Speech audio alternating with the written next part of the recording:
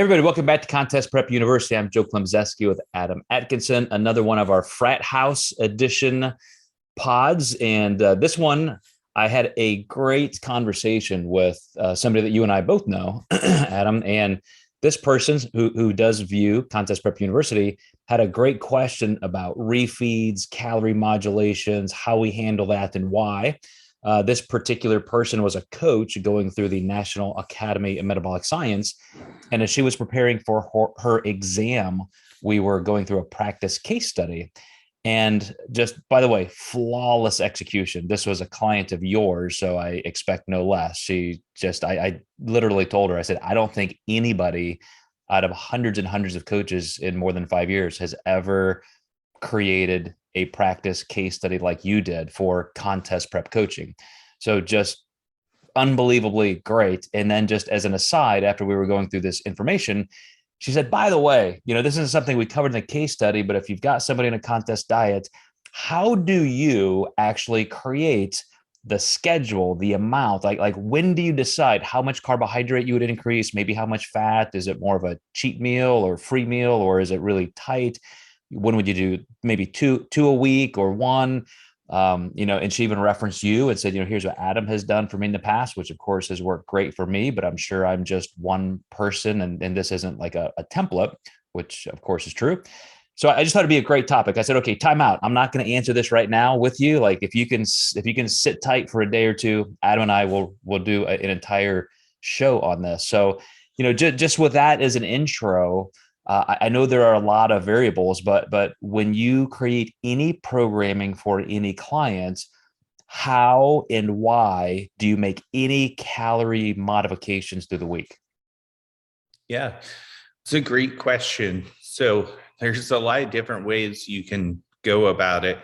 I do like to start with psychology a bit for this one. Just getting someone to stick to the plan is going to be the most important thing that you can ever do. And, just recently I had a previous client of mine who had, honestly gained a lot of weight in the off season and a lot of weight from our time apart together. And she mentioned that she was mentally struggling with her relationship with food. So granted, I think her accountability to me is going to help. But I think if I push her too far, we're going from a contest prep to nothing close to contest prep to checking back in with a coach again. I really think she's just going to need those bumps up in the road to not feel so extreme the other direction, at least for right now. And then you can kind of tighten things up a bit. So I actually didn't even give her a refeed. I actually gave her a cheat meal on the weekend because I think it's going to be closer to what she's doing now. Sometimes you get people who are, maybe prep rescues where, maybe their coach hasn't given them a refeed for a long period of time or at all, or their coach didn't even know what a refeed is because it's the same template for every client.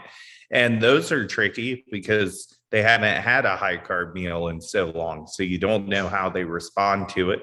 It's not necessarily that they're carb sensitive, they're calorie sensitive because of all the metabolic suppression that they've been through. So there's a lot of different contexts of clients. They're really going to make this different. And of course, with this being more geared towards contest prep, typically as somebody does get leaner, they are able to have higher refeeds and handle more carbs throughout the process as well. So you can take that into consideration. Likely the insulin sensitivity is going to be better. They're going to get that leptin signal a little bit heavier since, all the body fat stores are pretty much gone at this point. So it really does also depend on the person's body type and metabolism. So I currently have a guy right now. We're just very gradually bringing him up. I had to grind him into the ground hard. And even just his refeeds, he's got to make a weight. We're bumping him away from that weight too much, but I got him lean enough And now we're not really doing refeeds. We're just slowly bringing his carbs up, because I think a refeed in combination of that isn't going to work very well for him. Now, I haven't broke that news to him yet, so hopefully he won't see this podcast yet. But yeah, it's sometimes you have to be more gentle with people too. Mm-hmm. And I will say right now, because I know Jenna is going to be watching this, like stay tight. By the end of this, we'll get to some answers with almost formulaic, like amounts that you might want to do and so forth. But I love that you started with psychology, because I want to go back to the actual history and why these things even occurred. So I'm a product of bodybuilding in the 80s. I grew up as a teenager looking at people like Lee Haney and reading, all we had back then was Flex magazine, right? So there just wasn't the kind of information there is readily accessible now. And this is just what everybody did. You always had a cheat meal. Whatever kind of diet you're on, that was kind of your reward. And even when I started my consulting practice and I was working with general population clients, it seemed appropriate for those social and psychological breaks. And with my education, even at that point in nutrition, I justified it by saying, well, it's also a good chance to kind of bump your metabolism up a little bit. You're gonna, kind of, I would almost draw pictures of waves and so forth and talk about metabolic adaptation and suppression. And come to find out with recent research, in a long-term calorie deficit, 1 calorie increase per week, even if it's pretty large, is not necessarily doing a lot for your metabolism. But some of the research being done now, at least initially, has looked at the fact that these quasi diet breaks, even in part of the methodology now, is perhaps not to use it as one meal, but maybe a clean carb increase throughout the day. Just dividing those calories up in a few different meals, maybe even doing that over an entire weekend. Of course, diet breaks can be a week, 2 weeks, a month, whatever you may need it to be. But now I think that the tide has turned, where we're no longer talking about it as metabolic rescue of really any sort, but that psychological break, getting that little pause where you need it. I will say, though, that at least it is a chance to refill glycogen stores in a way that does increase training intensity for a couple of days. It certainly does, even more than psychologically, biologically, tamp down hunger a little bit. So my last contest season, maybe the last couple contest seasons before I retired, I would, for example, use a higher carb day on Saturday, because Monday through Friday, my schedule is pretty tight. This is my work schedule. Heading into the weekend, where it's more family time and I don't have quite the routine and the structure, I have the temptation of being home with the kitchen and so forth. If I had those extra calories, those extra carbs on Saturday, I just felt great all weekend. The hunger was down. I felt sated. So there really are a couple things to consider. But I also like that you said, Adam, that they're not even that necessary. I also have a couple clients that it just seems to almost do the opposite. It stimulates hunger a little bit. It kind of knocks them off their game. Physically, they don't like the fact that their weight goes up a little bit because of the stored glycogen in water, and then they have to take a couple days to see that come down.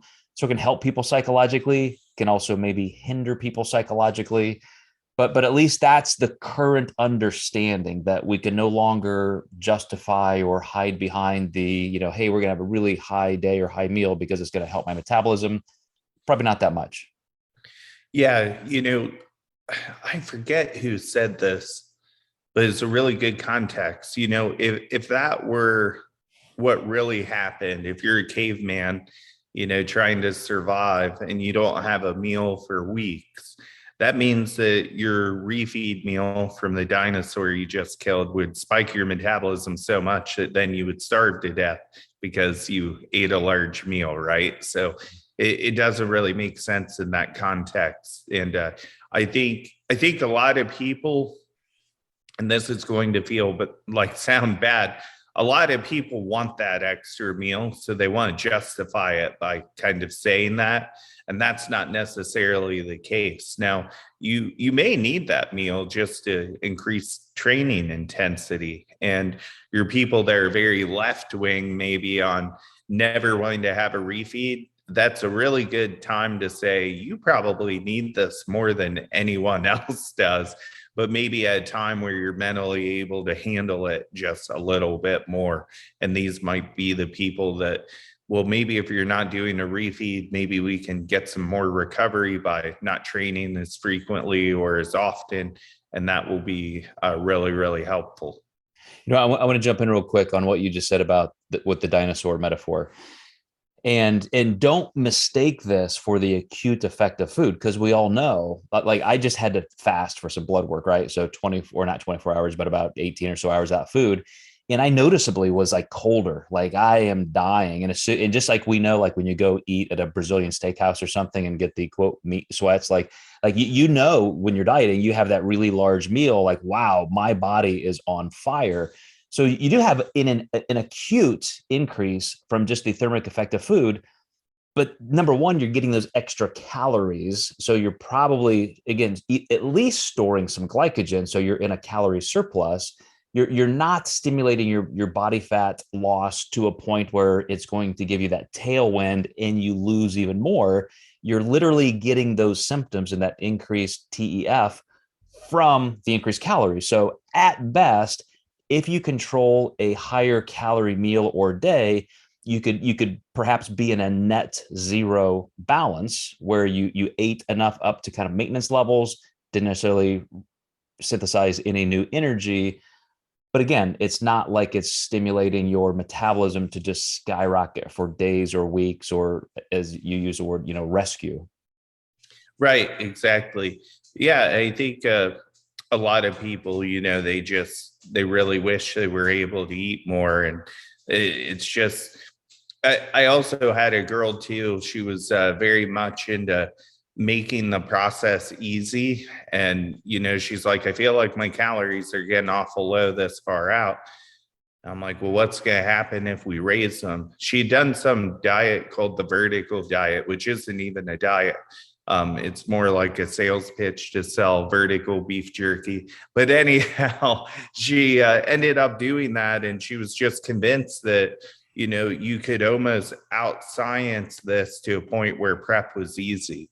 And, you really have to dig. And as much as maybe it doesn't need to be as hard as, what your coach is giving you, but at the same time, you are going to have to push and, push that envelope pretty hard, or else, you can't really out science this to make it easy by any means. It's always going to be hard. Well, and that's a great point in that, I mean, it never fails. And somebody this week even mentioned, I probably need to eat more to lose body fat, right, Joe? I'm like, yeah, not really. That's not how math works biologically. Right. But it brings up the point that, why do we still do it then? And I want to transition into talking about some numbers because, once again, you're in a calorie deficit for a very, very long time, 16, 20, 24 weeks. I have a client who's lost 120 pounds right now and is still going. It's like, wow, like, how do you monitor that and manage like what you're really doing from a metabolic adaptation perspective? And you look for these ways, especially in contest prep. People are willing to be very strategic and very methodical. So to say once a week or twice a week or on the weekend, like a 5-2 day split, here's what we're going to do. And the reason I would today still do a higher calorie, higher carbohydrate day is to, like I said, put more glycogen back into the muscle tissue, make sure you're feeling well through the week. We don't need it, as we're saying. You could take your calories in those extra calories, divide them up through the week so that just every day is a little bit higher. And that's not a bad approach. Adam, you already mentioned that some people might actually do better by not having that calorie increase, but having a cardio decrease. So all of these things, as I like to call them, are calorie modulations. They're not necessarily increases. But what we end up doing is saying, okay, because you're being so aggressive and consistent and, quote, good with your contest prep plan, we're going to have these days where you situationally have an increase in calories. And it is very dependent on the calorie intake already, the baseline for the client. It's also important to understand their body type. So I'm going to roll through a couple different scenarios here. I have one particular client I can think of right away because he's a heavyweight pro bodybuilder and just consumes a lot of food. So even in his lowest calorie weeks, he may be at 250 or so grams of carbs, 40, 50 grams of fat. That would be pretty low for his calorie level. And he can withstand these increases. Like, we need to go that low consistently to tap into body fat loss. When you're liberating body fat from body fat cells, those lipids, you need that process to be consistent. You want to be in at least that acute body fat loss zone where you're becoming better and better at fat adaptation. So can you just ride that out continually? Of course you can. But our goal is also not just fat loss, it's muscle retention. It's lean body mass retention. You're probably in most situations not going to be gaining lean body mass by any means if you're a qualified long-term competitor, somebody who's been lifting for years. But at the same time, you really do want to increase your ability to retain lean body mass. So this becomes almost a protective mechanism where you now have the ability to increase your calorie intake, just again, strategically and moderately, and then you can resume your body fat loss. This is where the amount matters. So to our listener or viewer's question, how do you know? How do you know how much? How do you know how often? Part of it is definitely anecdotal trial. If I think somebody like this client I'm describing, who, let's say he's eating 250 grams of carbs, a lot of coaches make the mistake of being very minimalistic. So they may say, okay, add 30 grams of carbs or add 50. I mean, it's just a drop in the bucket for somebody eating, 2,500 calories. So I know right away for an average sized male competitor like him, I'm looking at least 100 grams of carbs, because that's going to be 400 calories, right? With a little bit of fat that may be just, anecdotally inside those carbs, it could be another 10 grams of fat. So you're looking at about 500 calorie gain. That's probably moving him up to just a maintenance day's worth of food. And that's about my break point.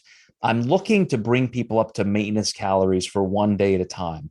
If I'm going into a calorie surplus level, I could be risking, even though we're only talking ounces, gaining some body fat that then they have to turn around and lose again. And when you're in the process of losing body fat for a contest prep, who wants to re-lose part of what you just lost last week? So it's almost like the Hippocratic oath, first do no harm. First, let's not regain body fat we lost. We can talk about going right up to that edge. So keep that in mind as a benchmark. I'm going up to just that level that I could consider maintenance. And, and then I'm doing that trial. I'm looking, saying, okay, well, he gained 1.5 pounds, 2 pounds overnight because of glycogen and water storage, because of intestinal mass, maybe sodium. And then if he can lose that again in a day or two, perfect. We're back. That probably was an inconsequential, if any, amount of fat gain whatsoever. I mean, probably not even an ounce or two. But now we're right back on track. And if there is any metabolic tailwind to that thermic effect of food, again, that's going to be very, very small. But you do see that new low again that next week. That the perfect calorie modulation in an upward, higher calorie way for me would be mostly clean, high quality carbs, a little bit of ancillary fats, something that the person would gain just a little bit of weight over a day or two and then be lost and then be right back into a new low. So if our goal for this particular client was losing about 1 pound, 1.5 pounds a week, if we messed that up in any way because the food was just too high, then it was too high. That's our answer. I will say that if somebody does have the advantage of being ready early, they don't have a lot of body fat to lose over the course of their prep. We have enough time that we're going to be looking for a metabolic building phase and fine tuning phase. Then I often start people out with even a legitimate cheat meal. Like, we don't have to track every single macro, go out and, and it's usually something that we can consider a staple, something that is at least quantifiable, like go have a burger and fries, or go have, 4 slices of pizza and a beer or 2 or something. It's not just go eat a bunch of sugar and crap and feel miserable and self-sabotage. It's something, again, that we can at least say, okay, this is what we can expect from it. And it's not throwing us off. You're paying the price by those 6.5, 6 7/8 days of calorie deficit. You're tapping into body fat stores. You're getting deep enough into glycogen depletion that this just gives us that refilling to get those better workouts, most of it being glycogen restorage. And then we're still in the game for the next week of progress. But again, that's the maybe most liberal form of a calorie modulation, where it's literally a cheat meal. And those are difficult to track anyway, but sometimes just tracked by the actual food itself. The other way that you could go to the almost other extreme is when somebody says, okay, I'm having a refeed, or I'm having a higher carb day, and they just add a couple rice cakes, or maybe they titrate that amount in through all their meals. So every single meal, let's say it's 5 meals for a moderately sized and metabolically set female. So let's say eating 1,300 calories, and maybe they've got a 50-gram carb increase. Maybe that's what we've decided is appropriate.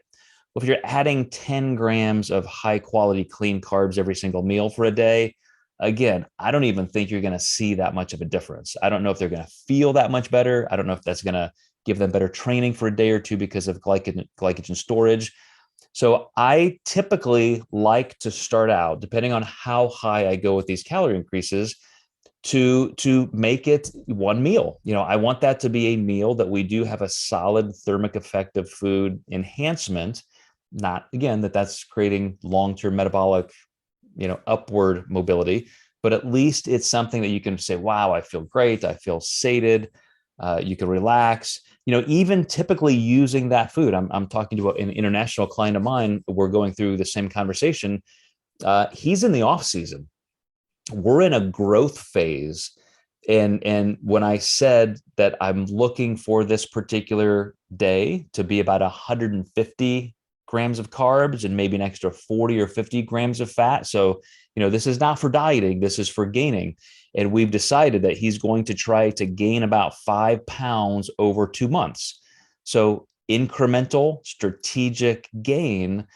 But I told him, I think it's going to feel better and do more for you if you have this food on a day of your choosing that was a really brutal workout. So pick that day you trained legs, you squatted heavy, or deadlifted heavy, or you've done something super high intensity, but it's a body part or a movement that you're really prioritizing, and use it as a post workout at some point meal. Doesn't have to be 10 minutes later, but the sooner the better.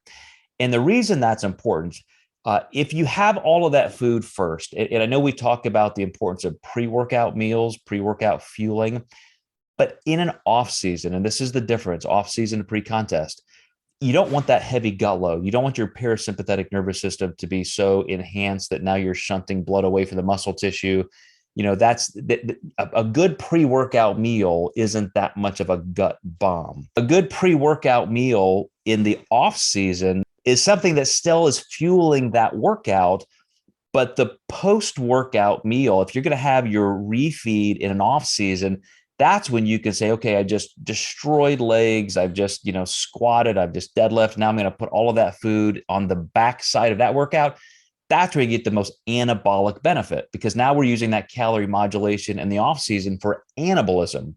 Pre-contest, we're using it more to fuel good workouts and or to recover and set up your next couple of workouts. But again, you're still at a calorie deficit for that week. And so you have less margin to play with. So I typically like these higher calorie days, if they're clean, high carb days pre-workout, to be on a day off, because I feel like that's when you can more evenly distribute that glycogen.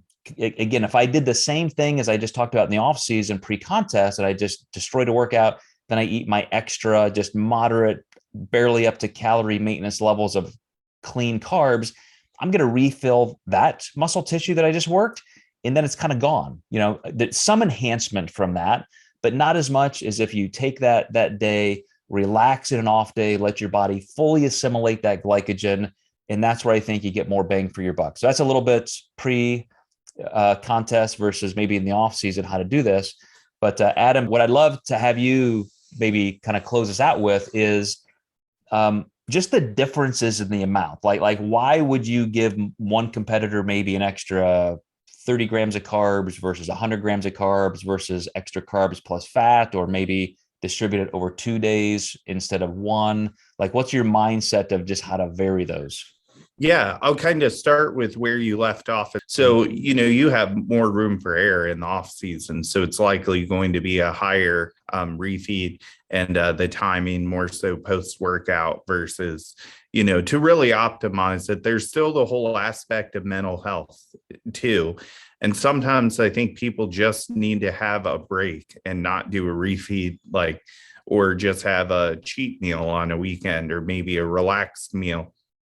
And so in or off season would make a big difference, less room for error in an in season. So you had to think somebody on, 50, 60, 80, 100 grams of carbs, 40, 50 carbs might be a good amount. And you might need to do such a small refeed with somebody, especially if the timing of the show, you kind of have your back up against the wall to stay close to a fat burning state as possible. Or, maybe they respond really well to carbs. So even though their intake's low, you can find yourself going up 100 grams, especially if they're maybe losing weight, maybe looking tighter.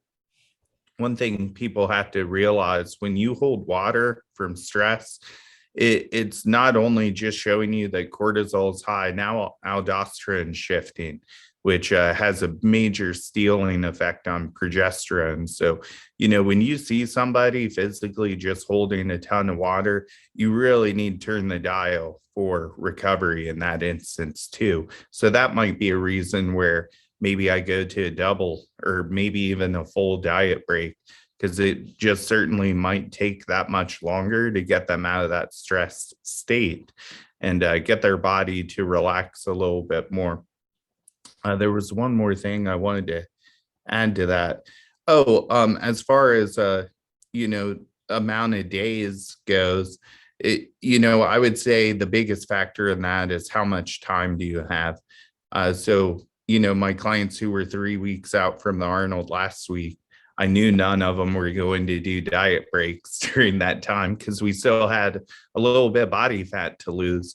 But one of my guys really needs some recovery, so we did a double refeed versus the single. And one of my other clients skipped through, so we could actually start increasing calories before peak week instead. So I said, let's get rid of this here, but we're going to put it, maybe 2 days before peak week or a day before peak week instead.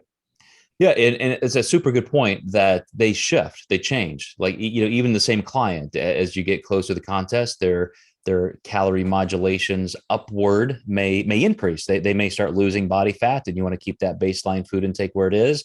But if they're kind of racing toward extra body fat loss, maybe you increase that, or maybe you do the opposite. Maybe their baseline days come up, but their higher calorie days don't. And so just by sheer percentage, those are now less impactful. Sometimes you get to a point where you're almost stair-stepping everything, where your baseline food comes up and then so does your calorie increase days. Or, maybe you want to create a little more separation there because you're pushing somebody's baseline days down even further. So you want those refeed days to be a little bit higher to still, as long as it's still on a calorie maintenance level and you're not adding, body fat you've already lost. So there are all kinds of reasons, but I think part of it is understanding the physiology. Of course, you got to know why you're making that call, and then it is, as the scientific method would dictate, you're monitoring, you're assessing. It's okay. What's the effect of this experiment? And then we rerun it, or we make some modifications and run it again. So every single person does become truly that unique if you know what you're doing physiologically. Yeah, I had a girl who was really stalled on loss, and I said, let's recover. We did 2 refeeds. She looked better. I had her check in after those doubles, and we decided to keep it going for 2 more days. And then we started dropping things down. I've got my guitar here kind of wrapped around something. I can't pull it out. I was going to play a little Smashing Pumpkins here, I Adam, but love it. What brand is that? You've got the seagulls on the fretboard. it's a PRS. Oh, yeah, yeah. PRS is known for Smith. that. Yeah. Yeah. The inlays are 11 different birds of flight. But Oh, that's cool. you have a better, man. Your guitar collection looked impressive. I'm gonna have to talk to you offline about some of your gear over there. Yeah, absolutely. That was I guess I would say third love of mine aside from coaching, right? Man, I think we have to have like a contest prep university band. What do we need now? Just a drummer, and we got Brunacini. He's a bass player. We've got Steve. He could play piano. Yeah, man, we are so close. We are so close. I'm gonna find a drummer. We're gonna get a drummer. We're gonna have a CPU band. We might have our best views. I'm sure we would. Yeah, let's hear what these clowns can do. Right. All right, man. Well, thanks for jumping in. Thanks so much, Jenna, for the question. I think that was great. I hope that answered everything. We'll certainly follow up with you just personally, but for anybody else, especially this kind of longer form format where we can really dive into a topic more deeply, please let us know what you like to hear. Adam, we'll see you next time, and we'll see you guys next time in the Frat House edition of Contest Prep University.